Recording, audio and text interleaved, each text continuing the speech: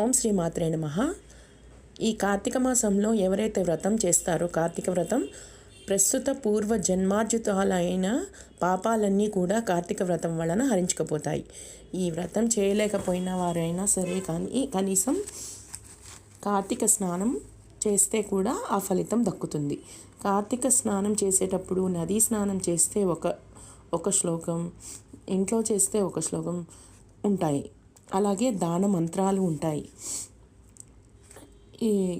ఏదైతే కార్తీక స్నానం చేస్తామో అక్కడ సంకల్పం చెప్పుకొని, మంత్రం చెప్పుకొని ఏ విధంగా చేయాలో, అదే దానం చేసేటప్పుడు ఏ మంత్రాలు చెప్పాలో అనేది నేను నెక్స్ట్ లాంగ్ వీడియోలో పెడతాను, చూడండి.